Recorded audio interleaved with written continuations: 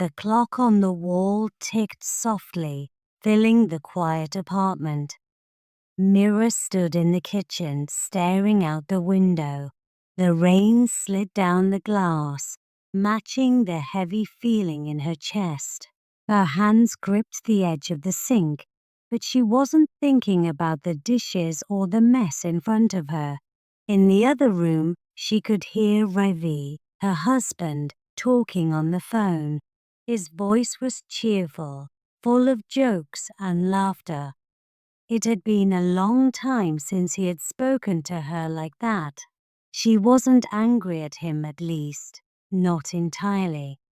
What hurt the most was the feeling that he didn't understand her pain. Maybe he never would. When they first got married, things had been different. Ravi used to notice everything, the way her eyes lit up when she talked about her dreams, the way her voice trembled when she was upset. But now he barely seemed to see her. Their marriage felt empty, like two people living separate lives in the same house. Last week, Mira had tried to talk to him about how she was feeling. She had told him how tired she was, how it felt like she was carrying the weight of everything alone, work, home, and all the little things in between. "I just need you to understand," she had said softly, trying not to cry, but Ravi didn't understand. He had shrugged and said, "You're overthinking. Everyone has stress. Why make it a big deal?" His words had cut deep. She didn't want him to fix anything. She didn't even want him to take over her responsibilities. She just wanted him to listen, to see how hard things were for her. But instead, he had brushed her off, making her feel small and invisible. Mira looked back at the sink, blinking away tears. She thought about how much she did every day. At work, she had to be perfect, always on time, always efficient.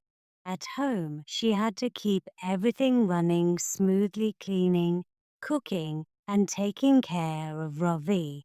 There was no time to rest, no room to show how tired she really was. Even when she was struggling, no one seemed to notice. From the other room, Ravi's voice broke her thoughts. He was talking about something at work, sounding proud and excited. Mira's chest tightened. He seemed so full of life when he talked about his own successes, but he never asked about hers. He never asked how she was really doing. Mira sighed and leaned her forehead against the window. The cold glass felt calming against her skin. She loved Ravi, but loving him didn't stop the hurt. Sometimes she wondered if he would ever see her for who she really was, a woman with dreams, fears, and feelings just as deep as his own. The rain outside grew heavier, and the apartment felt quieter than ever.